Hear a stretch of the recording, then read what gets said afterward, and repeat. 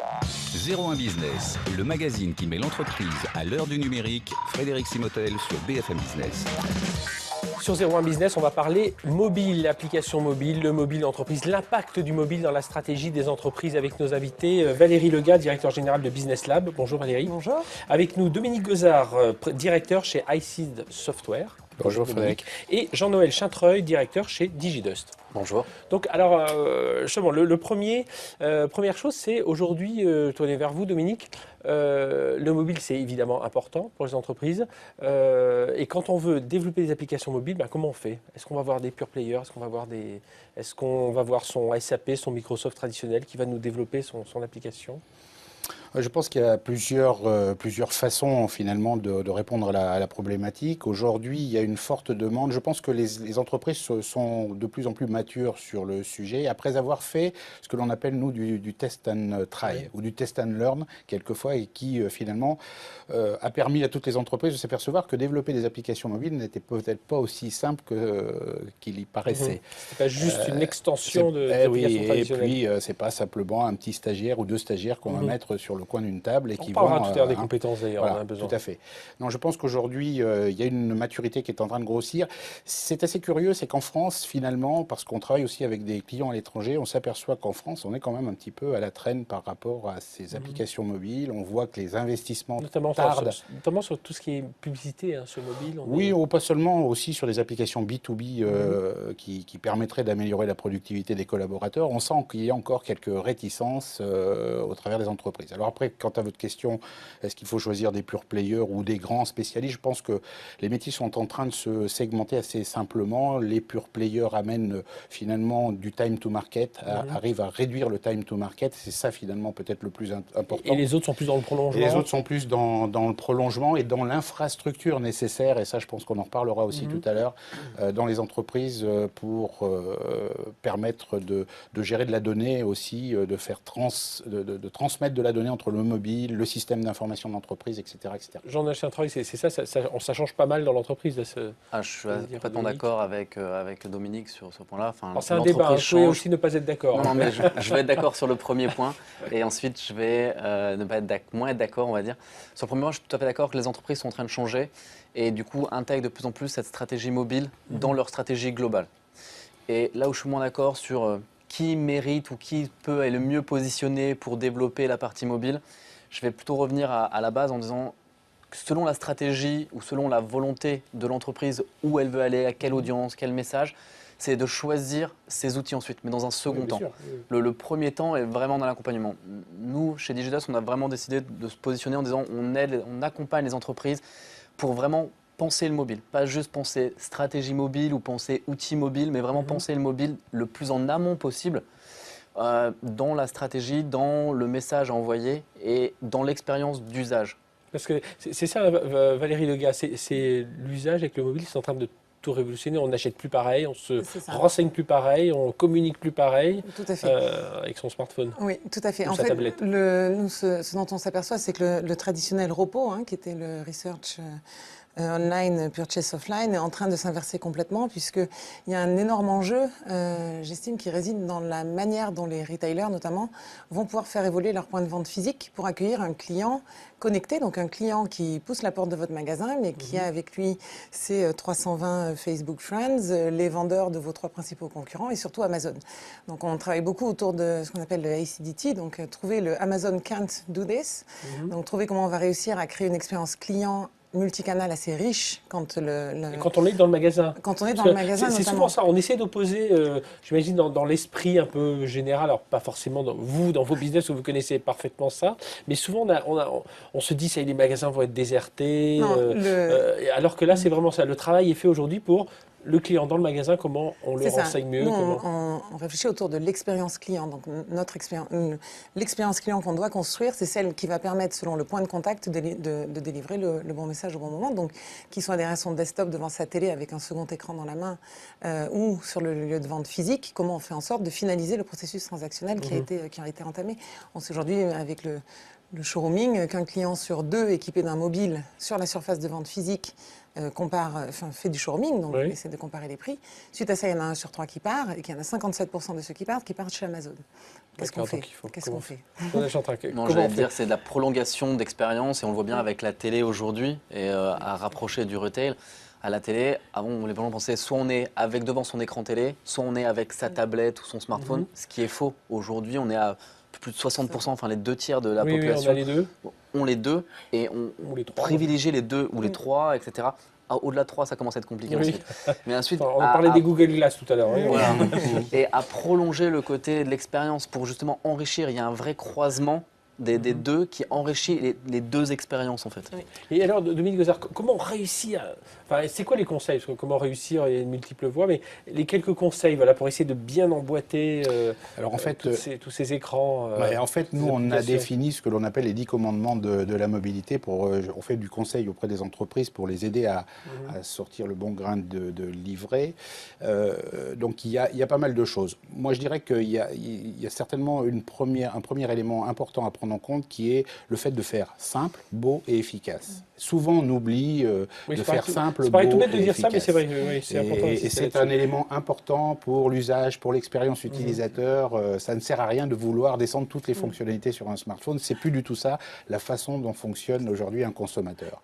Deuxième élément, c'est de rendre ces applications convergentes. Parce que finalement, l'enjeu qu'on a tous autour de la table, c'est que ces applications, ces informations qu'on va recueillir, soit par le profiling du client, soit par les informations que lui-même va rentrer à l'intérieur de son smartphone, soit les informations que va lui redescendre dans le shopper, l'entreprise, etc. Ça permet de vendre. On va rentrer dans des logiques où, bien évidemment, il va y avoir un rapprochement entre le mobile, le big data et le social. Et ça, c'est l'enjeu, finalement, de tout ce que l'on fait aujourd'hui avec nos clients. Je pense que vous ne me démentirez pas. Mais c'est vraiment autour de ça que va se créer la valeur pour les entreprises avec lesquelles nous, en tout cas, on travaille. Et ça nécessite effectivement un certain nombre d'outillages, surtout pour les très grosses entreprises. Parce qu'effectivement, pour une petite entreprise... On va reparler des plateformes dans l'instant. Valérie Legage, justement, oui, sur ce côté... Oui, alors, je dirais qu'il y a la partie, effectivement, outillage, et puis il y a la partie organisationnelle. Moi, je suis extrêmement agacée de voir que... Je pense que le gros frein, il est là. C'est ça, non mais c'est vrai. La culture organisationnelle. Tout à fait. Et alors déjà, Internet a commencé à bouleverser un petit peu les silos traditionnels des grandes entreprises. Là, on rajoute une couche. On parle aux États-Unis, on voit émerger des fonctions, par exemple, qui s'appellent Customer Experience Design, directement rattachées à la direction générale. Donc des personnes qui ont en charge d'écrire l'expérience client et sur quels piliers vont se fonder la relation commerciale ou la relation client avec l'avènement de l'ensemble de ces technologies. Et j'ai l'impression que les entreprises françaises ne sont pas tout à fait prêtes. Pourquoi est-ce que des initiatives comme House aux États-Unis sont nées d'une start-up versus d'une GSB française? Pourquoi Tripi n'a pas été lancé par une compagnie aérienne? Oui, Dominique Armaud, puis Jean-Pierre. Oui, je suis complètement d'accord avec vous. Il y a un point qui me paraît essentiel, c'est que je le disais tout à l'heure que les entreprises ont fait du test and try. On essaie, mais sans forcément tirer les leçons. Ou alors quand on les tire, on a perdu 10 mois ou 12 mois de time to market ou d'expérience. Je pense que là, on est maintenant dans des logiques de test and learn. Il faut impérativement se foncer. De toute façon, on est sur des budgets qui sont complètement aujourd'hui... Il faut prendre des risques. Il faut prendre des risques, mais apprendre. Ce sont des risques qui sont là pour apprendre. C'est-à-dire que cette expérience est absolument importante pour ensuite se permettre à l'entreprise d'aller plus loin dans sa réflexion, dans l'expérience avec ses clients, etc. Jean-Pierre Chantreuil de Digidust. Non, j'allais étayer en disant les entreprises, de toute manière, vont faire l'expérience, puisqu'aujourd'hui, on a une jeune génération qui sont complètement addicts au mobile. Et aujourd'hui, il faut repenser. Enfin, ce phénomène de disruption ou de rupture va arriver dans les entreprises via tout ce qui est bring your own device, bring your own app, où aujourd'hui, les plus jeunes... Il n'y a plus de frontières entre le monde pro il y a de plus en plus de frontières et les gens veulent travailler. Je veux apprendre toute la partie sur le M-learning. Donc là, pour les employés, on va dire, je veux apprendre ou je veux voir une vidéo qui va me permettre d'apprendre et d'évoluer dans mon poste. Je veux la regarder dans les transports ou chez moi. C'est possible et il faut que l'entreprise... Une grosse problématique des DSI aujourd'hui est dans cette sécurité pour les... Dans cette sécurité, puis j'allais même dire, parce qu'on a souvent au terme de cette émission des mails de DSI, donc de patrons informatiques, qui disent mais on doit revoir aussi la façon dont nos infrastructures informatiques sont faites. On a empilé des choses, il y en a même certains qui disent qu'il faut tout jeter et puis repartir de zéro. On dit centrer sur le client, c'est un peu ça dont on parlait des plateformes cloud. Oui, alors, bon, tout jeter, je n'irai pas jusque-là. Je pense qu'il faut être agile, en fait. L'agilité, aujourd'hui, on la vit dans les développements, mais je pense qu'il faut la vivre aussi dans la réflexion sur ces nouvelles applications, la gouvernance informatique, parce que je pense que ça va être vraiment important. Et un autre élément qui me semble important, c'est que beaucoup de gens considèrent, aux États-Unis en particulier, qu'on est en train de vivre une vraie révolution industrielle. Moi, j'ai tendance à dire que c'est même pas une révolution industrielle, c'est une révolution sociologique. Ce que tu disais tout à l'heure est tout à fait vrai. C'est-à-dire que les jeunes qui arrivent vont exiger demain d'utiliser ces machines pour mieux travailler à l'intérieur de l'entreprise, pour mieux consommer, pour mieux acheter, pour mieux être en relation avec son petit camarade ou son collègue de travail, voir son client, voir son fournisseur, etc., etc. Et c'est cette révolution sociologique qu'il faut arriver à comprendre et pour se dire et que l'entreprise se dise, voilà, de toute façon, il faut réussir à irréversible, canaliser tout ça. Valérie Lega, il faut réussir à canaliser quand même, parce que là, tout ce qu'on dit, c'est merveilleux, mais voilà, réussir à savoir vers quelle voie on va, enfin, voilà, quelles sont les petites ficelles qu'on pourrait donner dans Zero Business. Je pense que c'est les mêmes que celles qu'on pouvait imaginer en 2000, quand on s'est dit, tiens, maintenant il y a quelque chose qui s'appelle Internet. Oui. Alors c'est un site vitrine, c'est un site de vente. Ah oui, mais si je vends en direct, que va dire mon réseau de distribution? On en est là. On en est là à se dire, effectivement, site web mobile ou appli, iPad, je ne sais pas, iPhone peut-être, iOS, qu'est-ce qu'on en fait? On a passé ce cap de dire Android, iPhone, tout ça. On se dit, bon, de toute façon, c'est des choses qui pourraient être... Pour moi, c'est comme si on se disait, on fait un site, est-ce qu'il doit être compatible IE, Mozilla, Google Chrome? C'est des moyens. La question, elle est plus, qu'est-ce qu'on veut offrir? Pourquoi une app? Pourquoi une app et pas 12? Parce qu'on peut se dire que les apps, aujourd'hui, c'est ce qu'on voit. On assiste un petit peu à ça, la spécialisation des applications. Une fonction par application, ou alors pourquoi pas une application qui fait 10 choses? Qu'est-ce que j'ai à offrir? Pourquoi une app versus un site web mobile? Mais ça, c'est que des moyens. Les questions qui doivent être posées en amont, c'est qu'est-ce que je vais en faire? Est-ce que je cherche à fidéliser, à vendre? J'ajouterais quand même que sur la notion de multi-app ou bouquet d'apps, finalement, je pense que ce n'est pas seulement un problème de moyens. Il y a aussi un vrai problème d'expérience utilisateur. Rappelez-vous les premières pubs, je vous souviens, on s'était vu au tout début de la sortie d'iPhone, c'était même avant l'iPad, où Apple communiquait sur « j'ai besoin d'un restaurant, j'ai une application pour ça. J'ai besoin d'un hôtel, j'ai une application pour ça ». C'est-à-dire la segmentation du service attendu par l'utilisateur. Et là, on est vraiment dans l'usage et dans la user experience. Et je pense qu'aujourd'hui, nous, en tout cas, ce qu'on dit à nos clients, c'est ne faites pas une application pour tout faire. Parce que là, vous êtes en train de réinventer l'informatique des années 2000. Donc, c'est pas du tout ça l'objectif aujourd'hui.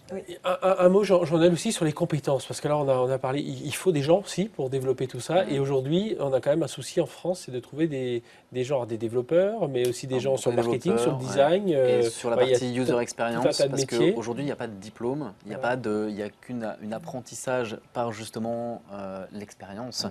Pour ça, comprendre, et ça, il faut comprendre le domaine. Qu'on comprenne bien, on ne cherche pas le mouton à 5 pattes, mais on cherche des spécialités, un expérience utilisateur, on a un vrai souci. En design mobile, parce qu'on ne pense pas à un site web comme on pense une application mobile, donc le graphisme est différent. Quelqu'un qui va comprendre l'intégration et quelqu'un qui va vraiment comprendre les usages. Aujourd'hui, quand on est sur un iPad, on a tous vu ces vidéos, un bébé de quelques mois arriver à faire tourner l'application. Aujourd'hui, c'est vraiment des usages différents, donc une prise en main différente. Et donc, il faut des gens derrière, ergonomes, architectes et tout ça. Ensuite, et pour revenir sur l'histoire des plateformes... Mais comme il en a fallu toujours un peu dans le monde informatique, à part qu'aujourd'hui, on a une pénurie. Exactement. Aujourd'hui, il y a une vraie pénurie et il faut vraiment les centrer sur le besoin mobile. Aujourd'hui, on ne construit pas la donnée, par exemple, sur un site en tant d'architecte d'un système d'information ou un architecte pour du mobile. C'est différent. Il faut prévoir des choses bien en amont parce qu'on n'a pas la même place et la même tenue. Donc oui, il y a une vraie pénurie parce que les gens n'ont pas assez anticipé ce besoin mobile. Et vous dites un mot rapide, il nous reste 20 secondes sur les plateformes. Là aussi, il y a ces plateformes, il faut... Sur les plateformes, après, il y a vraiment différents choix aujourd'hui sur les plateformes. Est-ce qu'aujourd'hui, c'est ce qui vont mieux aider les entreprises? Je reste plus sceptique sur ces plateformes. Je reste vraiment en amont en disant, pensez d'abord à la stratégie. Qu'est-ce que vous voulez faire pour rejoindre Valérie? En disant, qu'est-ce que vous voulez faire et comment vous allez le faire? L'agilité, la co-création. Alors, un tout petit mot, Dominique, parce qu'on termine complètement d'accord, sauf que nous, ce qu'on vit dans les grandes entreprises, on est partenaire d'IBM sur un certain nombre de très gros projets. à un moment donné, bien sûr qu'il faut la stratégie, mais on va maintenant aller de plus en plus vers ce que l'on appelle des MEAP, c'est-à-dire des plateformes qui intègrent non seulement les développements multi-OS, mais en même temps la capacité à servir, à gérer en fait le cycle de vie du produit et surtout à s'interconnecter, à s'ouvrir vers le cloud, vers la donnée de l'entreprise. Voilà, on a on couvert est au un cœur peu du sujet. tout cet univers du mobile. Il faut du design, il faut de la techno, mais il faut aussi de l'expérience utilisateur, de l'usage, connaître l'usage, et puis il nous faut des compétences derrière tout ça. Merci d'avoir été avec nous dans cette émission 01 Business. Nous, on se retrouve tout de suite. On va parler de la une du journal 01 Business avec le rédacteur en chef Mathieu Scherer. Et coup de pouce à une start-up, ce sera la start-up C1 Communication. À tout de suite.